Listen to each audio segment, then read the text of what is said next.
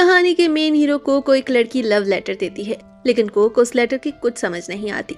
वो लड़की को रिजेक्ट कर देता है। वो बताता है कि ऐसा नहीं है कि वो लड़की खूबसूरत नहीं, मगर को इस लव इमोशन की कुछ समझ ही नहीं।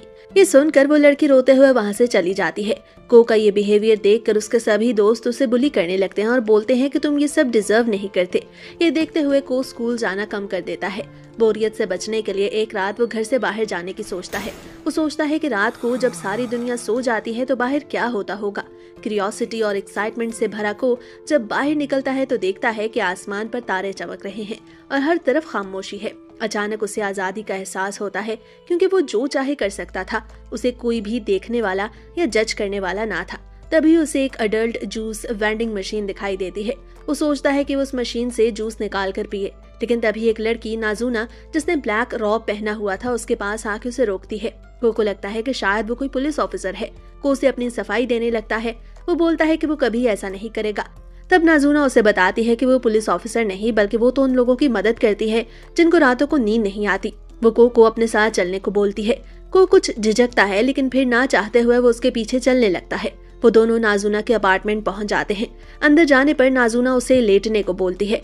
को लगता है कि शायद अब वो उसके साथ कुछ बुरा करेगी, इसलिए वो वहाँ से भागने की सोचता है, मगर नाज़ुना उसे रिलैक्स करती है। वो उसे सोने को बोलती है। कुछ देर बाद ही जब नाज़ुना को पता चलता है कि को सो चुका है, तो उसे आवाजें दे के ये कंफर्म करती है कि वो सो चुका है या नहीं। लेकिन जब को की कोई आवाज नहीं आती तो अब नाज़ुना अपने असली रूप में आ जाती है। दरअसल वो एक वैम्पायर थी और इंसानों का खून पीती थी। वो को की गर्दन पे झुक के उसका खून पीने लगती है, मगर को तो सिर्फ सोने का नाटक कर रहा था। कुछ देर में जब को जाग जाता है तो नाज़ुना और को दोनों ही पैनिक होने लगते हैं। को का खून नाज़ुना को बहुत मजे का लगा था। नाज़ुना बहाना लगाती है कि तुम्हारी गर्दन पर मच्छर ने काटा है, मगर ये बहाना कुछ ज्यादा सही नहीं था। इसलिए नाज़ुना को बताना ही पड़ता है कि वो एक वैम्पायर है। ये सुनकर को परेशान हो जाता है, क्योंकि उसे लगा था कि अब वो भी एक वैम्पायर में बदल जाएगा। तब नाज़ुना उसे बताती है कि ऐसा नहीं है, सिर्फ वही इंसान वैम्पायर बन सकता है जिसको उसका खून पीने वाले वैम्पायर से मोहब्बत हो जाए, या फिर किसी भी और वैम्पायर से। को लगता है कि शायद वैम्पायर्स बुरे होते हैं, मगर नाज़ुना से मिलकर उसका यह ख्याल गलत साबित होता है, क्योंकि नाज़ुना एक अच्छी वैम्पायर थी। दोनों अपने मूड को अच्छा करने के लिए दोबारा से बाहर जाते हैं। तब नाज़ुना को उसे पूछती है कि उसे रात को बाहर अकेले आकर कैसा लगा। को उसे बताता है कि ये बहुत ही अच्छा एहसास है और वो इस एहसास को रोजाना जीना चाहता है। इसलिए वो नाज़ुना को खुद को वैम्पायर बनाने को बोलता है, जिस पर नाज़ुना शर्माने लगती है। वो बोलती है कि जैसा कि मैंने तुम्हें बताया, इसके लिए तुम्हें मुझसे मोहब्बत करना होगी।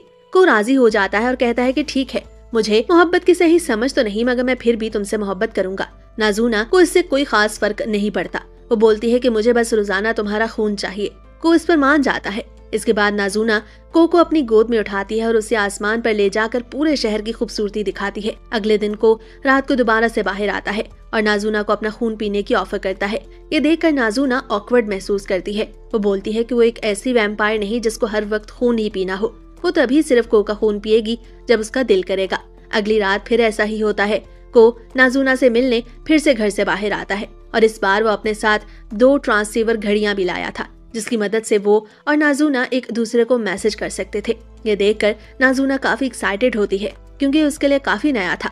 वो को से पूछती है कि उसने ये घड़ियां कब खरीदी। तब को उसे एक स्टोरी सुनाता है। वो बताता है कि 9 साल पहले जब उसने 2 घड़ियां खरीदी तो एक खुद पहन ली और दूसरी स्कूल में मौजूद कैबिनेट के ऊपर रख दी। लेकिन अगले ही दिन वो घड़ी वहाँ से गायब थी, जिसका मतलब था कि किसी ने उसे उठा लिया।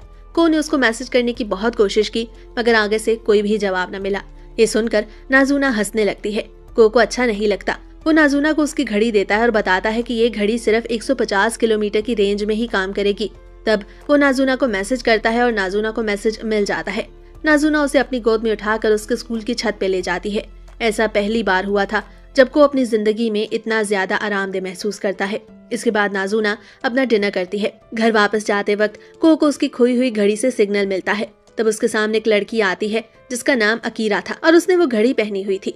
को अपनी घड़ी के बारे में पूछता है तो अकीरा बताती है कि उसे ये घड़ी उसके कैबिनेट के ऊपर से मिली। वो सारा टाइम इस घड़ी रखने वाले शख्स का ही इंतजार करती रही कि शायद वो पहला सिग्नल भेजेगा। दरअसल अकीरा और को बचपन के दोस्त थे, लेकिन फिर जैसे जैसे वक्त आगे बढ़ता गया उन दोनों की दोस्ती कम हो गई, जिसका मतलब था कि वो दोनों एक दूसरे को जानते थे लेकिन ज्यादा बात नहीं करते थे। अकीरा को से स्कूल न आने की वजह पूछती है तो को उसे सारा माजरा बताता है कि उसका स्कूल आने में इंटरेस्ट क्यों कम हो गया, जिस पर अकीरा कल उसे इसी वक्त दोबारा से मिलने को बोलती है। लेकिन को नोटिस करता है कि अकीरा ने सुबह के 4 बजे ही यूनिफॉर्म पहना हुआ है। तब अकीरा उसे बताती है कि उसे जल्दी स्कूल जाने की आदत है। ये सुनकर को थोड़ा अजीब तो लगता है, लेकिन वो अकीरा से इस बारे में कुछ ज्यादा नहीं पूछता। अगले दिन सुबह 4 बजे वो दोनों दोबारा मिलते हैं। तब को नोटिस करता है कि उसे नाज़ुना चुपके से देख रही है। उसे ऐसा महसूस होता है कि शायद उसने नाज़ुना को चीट किया, मगर नाज़ुना उसे बताती है कि ऐसा बिल्कुल भी नहीं है। उसे अकीरा के साथ इस वक्त बैठ के बातें करने पे तंग करने लगती है। अकीरा को लगता है कि शायद नाज़ुना और को एक दूसरे को डेट कर रहे हैं। तब नाज़ुना उसे समझाती है। वो बताती है कि उन दोनों के दरमियान ऐसा कुछ भी रिलेशनशिप नहीं है। को नाज़ुना पे गुस्सा करता है क्योंकि वो सिचुएशन को ऑकवर्ड बना रही थी। अकीरा को भी सब गलत लगता है। ये देखते हुए नाज़ुना फौरन को का खून पीती है। इससे अकीरा को पता चल गया था कि नाज़ुना एक वैम्पायर है। अकीरा के वहां से जाने के बाद को और नाज़ुना एक दूसरे के साथ वॉक करने लगते हैं। को पता चल गया था कि नाज़ुना उससे नाराज है, इसलिए वो उससे माफी मांगने की कोशिश करता है, मगर नाज़ुना उसकी किसी भी बात का जवाब दिए बगैर वहां से चली जाती है।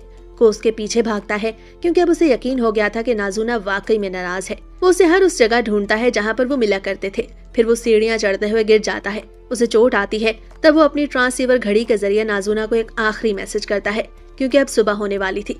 लकीली नाज़ुना को वो मैसेज मिल जाता है और वो वहाँ आ भी जाती है। तब को उससे एक बार फिर से माफी मांगता है। वो बोलता है कि उसे जो कुछ भी लगा वैसा बिल्कुल नहीं। नाज़ुना उसे बताती है कि वो उससे बिल्कुल नाराज नहीं, बस वो थोड़ी इरिटेट थी क्योंकि उसे लगा था कि को अकीरा से मिलने के बाद रात को उससे नहीं मिला करेगा और सुबह स्कूल जाएगा। को नाज़ुना की बात समझ जाता है। वो बताता है कि वो ऐसा बिल्कुल नहीं करेगा और वो नाज़ुना से मिलने भी आया करेगा। नाज़ुना उसके होंठों पर लगे खून के बारे में पूछती है तो को उसे अपने गिरने के बारे में बताता है। इस पर नाज़ुना खुद को रोक नहीं पाती और उसके होंठों पर लगे खून को पी लेती है। ये एक तरह से किस थी जो को के लिए काफी अजीब थी। नाज़ुना के जाने के बाद भी वो अजीब नजरों से उसे जाते हुए देखने लगता है। अगले दिन एक पुल पर एक कपल को किस करते हुए वो देखता है। जब उसे कल अपनी और नाज़ुना की किस याद आती है और काफी अजीब महसूस होता है। को समझ गया था कि जो लोग एक दूसरे से मोहब्बत करते हैं वो एक दूसरे को किस करते हैं। ये सोचते ही उसे काफी एक्साइटमेंट होने लगती है क्योंकि अब उसके ख्याल में वो एक वैम्पायर बन चुका था। तब वो नाज़ुना से मिलता है और एक बार फिर से उसे अपना ब्लड पीने की ऑफर करता है। नाज़ुना ऐसा ही करती है मगर को कुछ भी नहीं होता, तो इसका मतलब था कि वो अभी वैम्पायर नहीं बना। नाज़ुना उसे बताती है कि सिर्फ किस करने से आप किसी के साथ मोहब्बत नहीं करते, बल्कि एक खास तरह की फीलिंग है जो सिर्फ महसूस करने पे ही समझी जा सकती है। फिर अगली रात जब को दोबारा से नाज़ुना से मिलने निकलता है तो उसे रास्ते में अकीरा मिलती है। अभी तो आधी रात थी, इसलिए को उससे इस वक्त बाहर आने के बारे में पूछता है तो अकीरा उसे बताती है कि उसे नींद नहीं आ रही थी, इसलिए उसने सोचा कि खुद बाहर निकलकर घूमा जाए। तब को अकीरा को नाज़ुना से मिलवाने उसके अपार्टमेंट ले जाता है। वहाँ वो सभी एक दूसरे के साथ गेम्स खेलते हैं।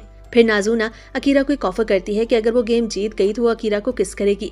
अकीरा को ये सब काफी अजीब लगता है। वो नाज़ुना से पूछती है कि क्या को के लिए भी यही कंडीशन है, जिस पर नाज़ुना उसे बताती है कि बिल्कुल ऐसा ही है। तब अकीरा सोचती है कि वो दोनों लाजमी डेट कर रहे हैं, जिस पर नाज़ुना एक बार फिर से उसे बताती है कि ऐसा बिल्कुल भी नहीं। दरअसल को एक वैम्पायर बनना है और नाज़ुना को उसका खून चाहिए। अब वक्त आ गया था कि नाज़ुना अपना डिनर करे, यानी को का खून पिए। वो एक बार फिर से को का खून पीती है और को और अकीरा को सोने को बोलती है, मगर ये सभी कुछ देखकर अकीरा को काफी अजीब लग रहा था। वो वहाँ काफी डरी हुई थी, इसलिए वो जल्द से जल्द स्कूल जाना चाहती थी। तब नाज़ुना उसे ये कहते हुए रोकती है कि बाहर बारिश हो रही है और वो वादा करती है कि अब वो कुछ भी बुरा नहीं करेगी। ये सुनकर अकीरा भी वहीं लेट जाती है। उसका ख्याल था कि वो जैसे ही सुबह होगी वहां से चली जाएगी, मगर उसे पता ही नहीं चलता कि वो 4 घंटे सो गई। तब ये उसके लिए अजीब तो था, मगर वो काफी दिनों बाद इतनी अच्छी नींद सोई थी। उस दिन नाज़ुना अपनी गेम्स में बुरी तरह हारती है। तब वो हॉट बाथ लेने के बारे में सोचती है। बात लेने के बाद उसे को का मैसेज मिलता है तो वो फौरन ही उससे मिलने पहुंच जाती है। को ने पहली बार नाज़ुना को खुले और गीले बालों में देखा था। को लगता है कि शायद उसे अब तक नाज़ुना के साथ मोहब्बत हो चुकी है, इसलिए एक बार फिर से उसे अपना खून पीने की ऑफर करता है। नाज़ुना काफी भूखी थी, वो मान जाती है और को का खून पीने लगती है, लेकिन इस बार वो कुछ ज्यादा ही खून पी गई थी, इसलिए को चक्कर आने लगते हैं, जिस पर वो दोनों पास के ही एक होटल में जाते हैं। वो होटल आम होटलों की तरह बिल्कुल नहीं था। को समझ नहीं आ रहा था कि आखिर वो अभी तक वैम्पायर क्यों नहीं बना, जिस पर नाज़ुना उसे बताती है कि वो सिर्फ उसकी लुक से अट्रैक्शन महसूस करता है, असल में उसे कोई मोहब्बत नहीं हुई। इसके बाद वो दोनों बाहर आ जाते हैं वॉक करते हुए नाज़ुना को बताने लगती है कि उसने किस किस का खून पिया हुआ है, मगर को ये सब जानना बिल्कुल अच्छा नहीं लग रहा था। उसे जेलसी महसूस होती है। वो नाज़ुना से सिर्फ उसका ही खून पीने को बोलता है। नाज़ुना उसे बताती है कि जब से वो उसे मिली है वो सिर्फ उसी का खून पीती है, क्योंकि उसके खून का टेस्ट इतना अच्छा है कि उसे और किसी का खून अच्छा ही नहीं लगता। तब को नाज़ुना से सवाल करता है और पूछता है कि वो या तो लोगों के खून पीती है या फिर गेम खेलती है, लेकिन नाज़ुना के पास पैसे कहाँ से आते हैं। जिस पर नाज़ुना उसे बताती है कि वो पहले भी को इस बारे में बता चुकी है कि वो उन लोगों की मदद करती है जिनको सारा दिन थकने के बाद रात को नींद नहीं आती। वो उन लोगों से अपनी मेहनत और टाइम के हिसाब से 3000 से 4000 येन लेती है। नाज़ुना को भी डेमो देकर दिखाती है। अब वो को का खून पीने ही वाली थी कि तभी दरवाजे पर बेल होती है। दरअसल वो नाज़ुना की ही एक कस्टमर थी जो काफी कॉस्टली मसाज लेने आई थी, लेकिन नाज़ुना अब थक चुकी थी। मगर मुसीबत ये थी कि वो कस्टमर को भी वापस नहीं भेज सकती थी, इसलिए वो को एक ऑफर करती है कि वो नाज़ुना की जगह उस कस्टमर का मसाज करे और वो उसे बदले में 2000 येन देगी। को के लिए ये बहुत बड़ी बात थी। ऊपर से नाज़ुना ने उसे एक और ऑफर भी कर दी थी कि बदले में वो उसे किस करेगी, इसलिए वो मान जाता है। मगर असल में तो ये सभी कुछ पैसे के लिए था और को अभी भी नाज़ुना से कोई मोहब्बत नहीं हुई थी। वो कस्टमर को अंदर बुलाता है। उसका नाम शिरिकावा था। पहले तो शिरिकावा उसके साथ कंफर्टेबल महसूस नहीं करती, लेकिन आहिस्ता आहिस्ता उसे को पे एतबार आ ही जाता है। को शिरिकावा को बताता है कि आज वो पहली बार किसी का मसाज कर रहा है। ये जानकर शिरिकावा हैरान होती है, मगर उसे इस बात से कोई खास फर्क नहीं पड़ता क्योंकि उसका सारा स्ट्रेस चला गया था। को उसे मजीद बताता है कि उसकी बॉस काफी बिजी है। शिरिकावा चली जाती है। नाज़ुना भी को के काम को देख के काफी इम्प्रेस होती है क्योंकि उसने अपना काम बहुत अच्छे से किया था, इसलिए अब उसे एक नाइट पार्टी में ले जाती है। वहाँ पर हर तरफ लड़कियों और लड़कों को देख के को काफी अजीब महसूस करता है। तभी वो नोटिस करता है कि 2 लड़के नाज़ुना से बात करने की कोशिश कर रहे हैं। नाज़ुना पहले तो उन्हें घास नहीं डालती क्योंकि उसका ख्याल था कि को उसकी मदद करने आएगा, मगर को डरने लगता है। ये देखकर नाज़ुना उनसे बोलती है कि उनमें से जो कोई भी उसके जूस का बिल पे करेगा वो उसके साथ चली जाएगी। दरअसल वो ये सभी कुछ को जेलस फील करवाने के लिए बोल रही थी। उसे लगा था कि वो उसकी बात पे कोई ध्यान नहीं देगा, मगर को वहाँ आता है और नाज़ुना का हाथ पकड़कर उसे वहाँ से ले जाता है। को नाज़ुना को बताता है कि वो किसी ऐसे पूल पर जाना चाहता है जहाँ पर बिल्कुल भी रश ना हो। तब नाज़ुना को आइडिया आता है और वो को उठाकर उसके स्कूल के पूल में ले जाती है। इसके बाद वो सारी रात उसी पूल पे गुजारते हैं। अगली रात जब को नाज़ुना का इंतजार कर रहा था तब बारिश हो रही थी। को देखता है कि एक लड़की एक आदमी को खुद से दूर करती है और फिर चलते हुए को के पास आती है और उसे अपने साथ चलने को बोलती है, मगर को के इनकार पर वो उसके हाथ में पकड़ा सोडा कैन उससे लेती है और आगे चल देती है। ये देखकर को गुस्सा आता है। उसे उसका सोडा कैन वापस करने को बोलता है, मगर वो लड़की उसकी बात नहीं सुनती। चलते चलते वो एक हाईवे के नीचे पहुंच जाते हैं। तब अचानक से वो लड़की को के सामने आती है और झुककर उसे गले लगा लेती है। उस लड़की का नाम सिरी था और वो भी एक वैम्पायर थी। वो को का खून पीने ही वाली थी कि तभी वहाँ नाज़ुना आ जाती है जो सिरी को ये सब करने से रोकती है। उन्हें देखकर ऐसा लगता है कि सिरी और नाज़ुना एक दूसरे को बिल्कुल पसंद नहीं करती। दरअसल वैम्पायर्स का ये रूल था कि वो जब भी किसी इंसान को देखेंगे या तो वो उसका खून पीकर उसे वैम्पायर बना देंगे या फिर मार देंगे, मगर नाज़ुना इस रूल को तोड़ रही थी, इसलिए बाकी सभी वैम्पायर्स और सिरी मिलकर को मारना चाहते थे। तभी एक वैम्पायर कबूरा को उठाकर एक बिल्डिंग पे ले जाती है जहाँ बाकी वैम्पायर्स मौजूद थी, जिनका नाम निको, मिडोरी और हट्सुका था। निको को बताती है कि उसे उनमें से किसी एक को चुनना होगा ताकि वो उसे वैम्पायर बना सके, और अगर को ने ऐसा ना किया तो फिर उन्हें उसे मारना होगा। को बोलता है कि उसे सिर्फ नाज़ुना पसंद है। ये सुनकर वो तीनों काफी हैरान होती हैं क्योंकि को नाज़ुना के सामने उन्हें रिजेक्ट कर रहा था। ऐसा नहीं था कि नाज़ुना खूबसूरत नहीं थी, मगर वो इतनी काबिल नहीं थी जितनी निको और बाकी वैम्पायर्स थी। ये सुनकर निको को अपने पास बिठाती है और उसे खुद को चूज करने को बोलती है, मगर ये बात बाकी वैम्पायर्स को पसंद नहीं आती और इस बात पर उनके दरमियान बहस होने लगती है। फिर तभी वहाँ नाज़ुना आ जाती है, मगर को उनमें से किसी एक के लिए भी नहीं मानता। वो अभी सिर्फ नाज़ुना से ही वैम्पायर बनना चाहता था। नाज़ुना भी ये सभी कुछ सुन लेती है और को वहाँ से जाने को बोलती है। निको और बाकी वैम्पायर्स को बताती हैं कि अगर उसने 1 साल के अंदर अंदर खुद को वैम्पायर ना बनाया तो फिर वो कभी वैम्पायर नहीं बन सकेगा, जिसका मतलब था कि उसे मार दिया जाएगा। को नाज़ुना से इस बारे में पूछता है तो नाज़ुना बताती है कि वो इस बात को बताना भूल ही गई। ये सुनकर को हैरान होता है कि आखिर नाज़ुना इतनी अहम बात कैसे भूल सकती है। नाज़ुना को याद आता है कि उसने अभी को रिवॉर्ड भी देना है। दरअसल वो किसके बारे में सोच रही थी जो को मसाज के बदले उसने देने का वादा किया था। तब वो को किस करती है और वहां से जाने को बोलती है। ये देखकर बाकी वैम्पायर्स जो अभी पार्टी मना रही थी हैरान हो जाती हैं। वापस जाते हुए को अकीरा मिलती है। को उसे इस टाइम लिमिट के बारे में बताता है तो अकीरा उसे मशवरा देती है कि उसे जल्द से जल्द नाज़ुना से मोहब्बत कर लेनी चाहिए। अगले दिन को सिरी एक बार फिर से मिलती है। को उसे देखकर पैनिक होता है और वहां से भागने लगता है, मगर सिरी उसे रोकती है। क्योंकि वो उसकी और नाज़ुना की सिचुएशन को समझती थी, इसलिए वो उसकी मदद करना चाहती थी। वो उसे कुछ टिप्स देती है, जिसके मुताबिक वो नाज़ुना को अपने साथ डेट पर ले जाने के लिए उसके घर पहुंच जाता है। मगर नाज़ुना तो सिर्फ अपनी गेम्स खेलने में मसरूफ थी। को गुस्सा आता है। वो बोलता है कि क्या ये गेम्स मुझसे ज्यादा इम्पोर्टेंट हैं, जिस पर नाज़ुना बोलती है कि ऐसा ही है। इससे को का गुस्सा पीक लेवल पे चला जाता है। वो गेम्स को बंद कर देता है। नाज़ुना एक अच्छी वैम्पायर थी, इसलिए वो को कुछ भी नहीं कहती और उसके साथ चुपचाप चली जाती है। लेकिन अगर उसे गुस्सा आ जाता तो को काम से गया था। को सबसे पहले उसे अपने साथ एक मूवी दिखाने ले जाता है। नाज़ुना को वो मूवी देखकर बिल्कुल मजा नहीं आ रहा था, लेकिन वो उसके साथ बैठी रहती है। इसके बाद वो दोनों एक कॉफी पीने रेस्टोरेंट जाते हैं और वहाँ भी नाज़ुना बस चुपचाप कॉफी पीती है। आखिर में थका हारा को ये सोचते हुए घर वापस आ जाता है कि आखिर वो नाज़ुना को इस सब के लिए कैसे राजी करेगा। तब उसकी विंडो पर नाज़ुना नॉक करती है और उसे सॉरी बोलती है, क्योंकि वो डेट को एंजॉय करने का नाटक तो कम से कम कर ही सकती थी, मगर उसने ऐसा ना किया। इसलिए वो को अपने साथ उठाकर आसमान पर ले जाती है और बताती है कि असल डेट कैसी होनी चाहिए। अगले दिन नाज़ुना से मिलने के लिए को जब बाहर निकलता है तो उसे अपना एक पुराना दोस्त माहिरू मिल जाता है। दरअसल वो बचपन से ही अकीरा और माहिरू का दोस्त था, मगर जैसे जैसे वक्त बढ़ता गया वो तीनों अपने अलग अलग कामों में मसरूफ होते गए। वो दोनों काफी अरसे बाद एक दूसरे से बात कर रहे थे। माहिरू ज्यादातर लोगों के साथ घुलना मिलना पसंद करता था, मगर वो को के साथ बात ना करने पर उससे सॉरी बोलता है। तभी उन्हें अकीरा मिलती है, जो माहिरू को और नाज़ुना के बारे में बताती है। ये सभी कुछ जानकर माहिरू को काफी अच्छा लगता है, लेकिन तभी उसे घर से मैसेज आता है और वो दोबारा मिलने का वादा करके वहाँ से चला जाता है, क्योंकि अब अकीरा भी उन दोनों की बातों से काफी इरिटेट हो रही थी। इसके बाद को नाज़ुना से मिलने जाता है। वो दोनों वॉक कर रहे थे कि तभी वहाँ सेरी आती है, मगर इससे पहले कि सेरी को से कोई बात कर पाती, नाज़ुना उसे किक आउट करके दूर भगा देती है। सेरी बताती है कि वो तो सिर्फ को से बात करना चाहती थी। नाज़ुना बोलती है कि ऐसा कैसे हो सकता है, तुम तो इंसान और वैम्पायर की दोस्ती के बिल्कुल खिलाफ हो। जिस पर सेरी बताती है कि हाँ बिल्कुल ऐसा ही है, क्योंकि इंसान और वैम्पायर्स कभी दोस्त हो ही नहीं सकते। नाज़ुना के जाने के बाद को सेरी के पास जाता है।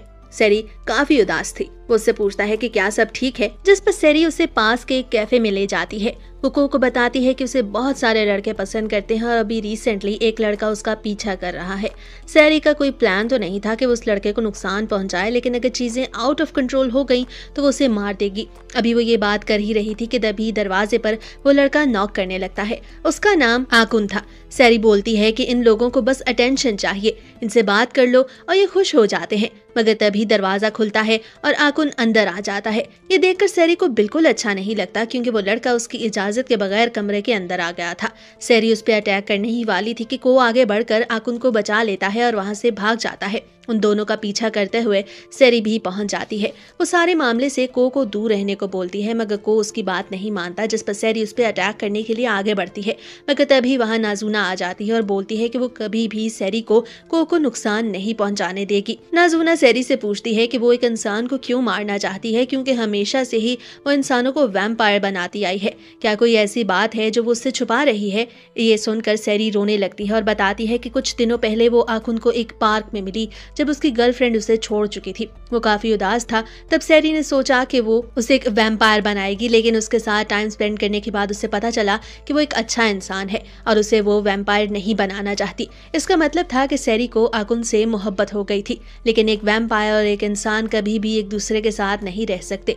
इसलिए सेरी ने आखिरकार आकुन को इग्नोर करना शुरू कर दिया। मगर आकुन के लिए सभी कुछ अजीब था। वो सेरी से दूर होने की वजह जानना चाहता था और आज जब वो कमरे में आया तो सेरी खुद पे कंट्रोल नहीं कर सकी और इस सब को अच्छे से खत्म करने के बारे में सोचा। ये कहते ही सेरी रोने लगती है। तब आकुन सेरी के पास जाता है और अपना बाजू आगे करते हुए बोलता है कि मैंने तुम्हारे साथ जितना भी टाइम स्पेंड किया वो बहुत अच्छा था, और अगर मुझे वैम्पायर बनाने से तुम्हें अच्छा महसूस होता है तो लो मेरा ब्लड पी लो। सेरी आकुन का ब्लड पीती है और उसे वैम्पायर बना देती है। इसके बाद सारी रात वो सभी लोग पार्टी करते हैं। अगले दिन नाज़ुना का बिजनेस कुछ अच्छे से नहीं चल रहा था, इसलिए वो को खुद के लिए पोटेंशियल कस्टमर्स ढूंढ के लाने को बोलती है। को रात को बाहर निकलता है और किसी ऐसे शख्स को ढूंढने लगता है जो थका हुआ हो और उसे सोने की जरूरत हो। तभी उसे एक पुल पर थकी हारी औरत बैठी दिखाई देती है। वो स्मोकिंग कर रही थी। को उससे पूछता है कि क्या तुम ठीक हो? औरत बोलती है कि शायद तुम मेरे साथ फ्लर्ट कर रहे हो, मगर फिर वो हंसने लगती है और वो दोनों पास के एक रेस्टोरेंट जाते हैं, जहां वो औरत को से रात को इस वक्त काम करने के बारे में पूछती है।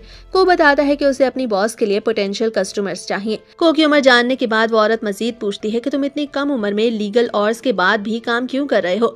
क्योंकि मैं तुम्हारी बॉस को रिपोर्ट कर सकती हूँ। ये सुनकर को पैनिक होने लगता है। तब वो औरत हंसती है और बोलती है कि वो ऐसा कुछ भी नहीं करेगी, क्योंकि वो जानती है कि अगर कोई बच्चा इस उम्र में रात को इस वक्त काम कर रहा है तो जरूर उसकी कोई ना कोई मजबूरी होगी।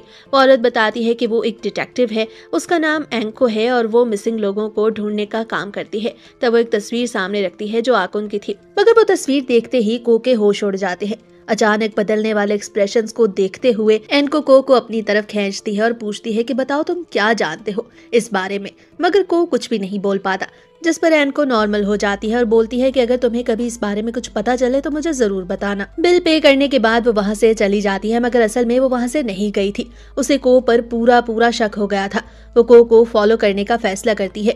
कुछ दिनों के बाद को दोबारा से अकीरा और महिरू से मिलता है। वो तीनों स्कूल जाकर सुनी सुनाई बातों को पता करने की कोशिश करते हैं, यानी जो भी र्यूमर्स इन सालों में स्कूल के बारे में फैली हुई थी, आज वो उन्हें असल में देखना चाहते थे। जैसा कि शीशे के सामने खड़े होकर 3 बार किसी का नाम पुकारना, पियानो के पास जाकर ये देखना कि क्या वो खुद से बचता है या नहीं, मगर ऐसा कुछ भी नहीं था। उन तीनों को यकीन हो गया था कि ये सिर्फ र्यूमर्स हैं। तब महिरो उन दोनों से बोलता है कि क्या तुम्हें वो र्यूमर याद है जब 10 साल पहले एक टीचर गायब हो गया था और फिर बताया जाने लगा कि रात को वो उस क्लास में रोजाना आता है। अकीरा और को का ख्याल था कि ये भी बस र्यूमर ही होगी, मगर महिरो बताता है कि उसने रिसर्च की है, इसलिए वो खुद जाकर क्लासरूम में देखना चाहता है, जिस पर वो तीनों उस क्लासरूम में पहुंच जाते हैं। लेकिन दरवाजा खुलने पर उन तीनों की हवाइयां उड़ जाती हैं, क्योंकि सामने टीचर असल में मौजूद था, जो इतने सालों से अपनी भूख को कंट्रोल में रख रहा था, मगर आज अपने सामने इंसानों को देखकर वो खुद को रोक नहीं पाता और सबसे पहला हमला अकीरा पर करता है। ये देखकर महिरो अकीरा को टीचर से बचाने लगता है। वो को भी उसकी मदद करने को बोलता है, मगर को पैनिक हो गया था, क्योंकि वो जान गया था कि ये टीचर एक वैम्पायर है। तभी को होश आता है और वो अपनी पूरी ताकत से एक चेयर टीचर को मार के उसे दूर गिरा देता है। वो तीनों वहाँ से भागने लगते हैं। उन्हें एहसास होता है कि वहाँ पर उनके अलावा और भी कोई मौजूद है। तब उन्हें अंधेरे में से एनको आते हुए दिखाई देती है, जो टीचर को अपना ब्लड ऑफर करती है। ये देखकर टीचर फौरन एनको का ब्लड पीता है, मगर उसका टेस्ट इतना गंदा था कि टीचर वहीं गिर जाता है। एनको उन्हें बताती है कि इस टीचर को नहीं मालूम था कि वो एक वैम्पायर से प्यार कर बैठा है, इसलिए जब वो वैम्पायर बन गया तो वो अपनी रियलिटी को कबूल नहीं कर सका। उसने आज तक किसी भी इंसान का खून नहीं पिया, लेकिन आज इतने सालों बाद अपने सामने इंसान को देख के वो खुद को रोक नहीं सका। एनको टीचर को गले लगाती है, क्योंकि उस वक्त टीचर काफी दर्द में था। इसके बाद उसे एक सिल्वर रिंग देती है, जिससे टीचर को तकलीफ होने लगती है और सूरज के सामने नजर आते ही टीचर की बॉडी धुएं में बदल के वहाँ से गायब हो जाती है। एनको को वार्न करती है कि उसे वैम्पायर से दूर रहना चाहिए, क्योंकि वो जान चुकी है कि वो भी एक वैम्पायर बनना चाहता है। इसके बाद वो उनको अपना बिजनेस कार्ड देती है और बताती है कि अगर उन्हें कोई बात करनी हो तो वो उससे कर सकते हैं। इतना सब कुछ होने के बाद को भागकर नाजुना के पास जाता है और उसे सबके बारे में बताता है। वो उससे पूछती है कि क्या वो डिटेक्टिव से डरकर वैम्पायर बनने की ख्वाहिश छोड़ देगा, जिस पर को उसे बताता है कि नहीं, ऐसा बिल्कुल नहीं। इसके बाद वो दोनों बाहर जाते हैं। तब नाजुना एक बार फिर से यही सवाल करती है तो को बोलता है कि ऐसा बिल्कुल नहीं होगा, मगर वो टीचर की हालत देखकर डर गया था। वो नाजुना से बोलता है कि डिटेक्टिव तुम लोगों को भी मार सकती है। ये सुनकर नाजुना भी परेशान होती है, क्योंकि वो काफी अरसे से जिंदा थी और आज तक इंसानों को वैम्पायर्स को मारने का कोई तरीका हाथ नहीं लगा था। लेकिन अब ऐसा नहीं था। डिटेक्टिव ने आसानी से एक वैम्पायर को मार दिया, जिसका मतलब था कि वो डिटेक्टिव उन सभी वैम्पायर्स को भी मार सकती है। इसके बाद नाजुना को का ब्लड पीती है और वो दोनों वहाँ से चले जाते हैं। रास्ते में को माहिरू मिलता है, जो उसे वैम्पायर बनने से वार्न करता है और बोलता है कि वो अपने दोस्त को इस हालत में नहीं देखना चाहता जो टीचर की थी, इसलिए को अपना टाइम लेना चाहिए और अच्छे से सोचना चाहिए। अगले दिन बाहर जाने से पहले को सोचने लगता है कि क्या उसे एक वैम्पायर बनने की ख्वाहिश छोड़ देनी चाहिए या फिर वाकई में वैम्पायर बनना चाहिए। तब पहली बार ऐसा होता है कि नाजुना उससे मिलने उसके घर आती है। वो पहली बार किसी भी लड़के के कमरे में आई थी, इसलिए वो काफी एक्साइटेड थी। को परेशान देखकर वो इस बारे में पूछती है तो को बताता है कि माहिरू और डिटेक्टिव से मिलने के बाद वो कंफ्यूज है कि उसे क्या करना चाहिए, जिस पर नाजुना उसे बताती है कि उसने सारे टाइम में को से झूठ बोला। वो जब से वैम्पायर बनी है उसने हमेशा अकेलापन महसूस किया और उसे कोई भी मजा नहीं आता, इसलिए को वैम्पायर नहीं बनना चाहिए। ये कहकर नाजुना वहाँ से जाने लगती है। को उसे रोकने के लिए आगे बढ़ता है, मगर वो एक चेयर से टकराता है। चेयर जमीन पे गिरती है, पास पड़ा रिमोट भी गिरता है, लाइट ऑफ होती है और को नाजुना के ऊपर गिर जाता है। ऐसा लगता था कि शायद नाजुना अब को किस करने वाली है, मगर वो उसका खून पीती है और वहाँ से चली जाती है। अगले दिन को डिटेक्टिव से मिलता है। वो जानना चाहता था कि वो उसके बारे में क्या कुछ जानती है। डिटेक्टिव उसे बताती है कि वो उसके बारे में सभी कुछ जानती है, कि वो नाजुना से कब और कहाँ मिलता है, और ये भी कि अब को के पास सिर्फ 2 ही ऑप्शन है, या तो उसे वैम्पायर बनने की ख्वाहिश छोड़नी होगी या फिर डिटेक्टिव खुद उसे मार देगी। डिटेक्टिव बोलती है कि अगर वो उसकी बात मान ले तो वो वादा करती है कि वो उसकी हिफाजत करेगी और उन सभी वैम्पायर्स को मार देगी। ये सुनकर को गुस्सा आता है। वो बोलता है कि सभी वैम्पायर्स बुरे नहीं होते, इसलिए डिटेक्टिव को ऐसा नहीं करना चाहिए और ना ही वो उसकी बात मानेगा। ये सुनकर डिटेक्टिव 911 पर पुलिस को फोन कर देती है और बताती है कि एक बच्चा रात के इस वक्त बाहर घूम रहा है और उसे कुछ भी नुकसान हो सकता है। ये सुनकर को डर लगता है, क्योंकि अगर पुलिस ने उसे रात को देख लिया तो वो कभी भी बाहर नहीं निकल सकेगा। वो पास के ही एक पार्क में छुप जाता है। तभी वहाँ हट्सुका आती है जो को अपने साथ ले जाती है। तब को पता चलता है कि हट्सुका तो एक लड़का है। हट्सुका को नाजुना और निकू की फाइट के बारे में बताती है, क्योंकि नाजुना नहीं चाहती थी कि निकू को वैम्पायर ना बनने पर मार दे, मगर निकू नाजुना और को दोनों को ही वैम्पायर्स की दुनिया के रूल्स तोड़ने पर सजा देना चाहती थी। हट्सुका को ऑफर करती है कि अगर वो चाहे तो वो उसकी वैम्पायर बनने में मदद कर सकती है। उसे बताती है कि वो लोगों के ब्रेन वॉश करती है, जिससे लोग आसानी से उससे प्यार करने लगते हैं और बदले में वो उन्हें वैम्पायर बना देती है। को ये सुनकर काफी हैरत होती है, क्योंकि हट्सुना एक लड़का थी। को इस सब से इनकार कर देता है और बोलता है कि वो नाजुना के अलावा किसी से भी प्यार नहीं करेगा। तब हट्सुका उसे जल्द से जल्द वैम्पायर बनने को बोलती है, क्योंकि वो नहीं चाहती थी कि निकू अपने गुस्से में को के साथ बुरा करे। इसके बाद को एक बार फिर से नाजुना को ढूंढते ढूंढते उसके पास पहुंच जाता है। नाजुना का ख्याल था कि को उससे गुस्सा होगा, क्योंकि उसने उससे झूठ बोला कि रात को बहुत मजा आता है। अभी वो ये सब बातें सोच ही रही थी कि को उसके पास पहुंच जाता है और बोलता है कि उसे उसके साथ टाइम स्पेंड करके बहुत अच्छा लगता है और वो उसी की खातिर वैम्पायर बनना चाहता है। वो अभी अपनी बात मुकम्मल नहीं कर पाया था कि नाजुना उसे अपनी तरफ खींचती है और किस करती है और बताती है कि वो जरूर उसे वैम्पायर बनाएगी। इसके साथ ही ये खूनी एनिमे यहीं पे खत्म होता है।